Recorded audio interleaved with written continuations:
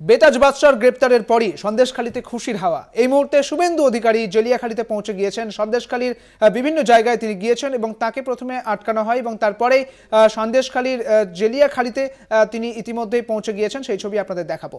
জেলিয়াখালীতে শুভেন্দু অধিকারী, সেই ছবি আপনারা দেখছেন। জেলিয়াখালীতে শুভেন্দু অধিকারী। বেতাজ বাদশার গ্রেপ্তারের পরই এবার শুভেন্দু অধিকারী পৌঁছে গিয়েছেন জেলিয়াখালীতে। সন্দেশখালীতে খুশির হাওয়া। শেখ শাহজাহানের গ্রেপ্তারের পর কোথাও মিষ্টিমুখ করা হচ্ছে, কোথাও আবির খেলা, কোথাও আবার শঙ্খধ্বনি উলুধ্বনি চলছে। আর ঠিক পাশাপাশি বিরোধী দলনেতা শুভেন্দু অধিকারী তিনিও পৌঁছে গিয়েছেন জেলিয়াখালীতে। জেলিয়াখালীতে শুভেন্দু অধিকারী এই মুহূর্তে আপনাদের সেই ছবি দেখাবো।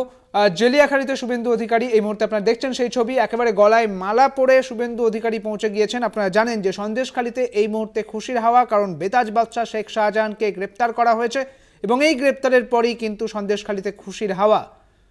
কোথাও আবির খেলা চলছে, কোথাও মিষ্টিমুখ। আর তার মাঝেই বিরোধী দলনেতা শুভেন্দু অধিকারীর উপস্থিতি সন্দেশখালীর জেলিয়াখালীতে।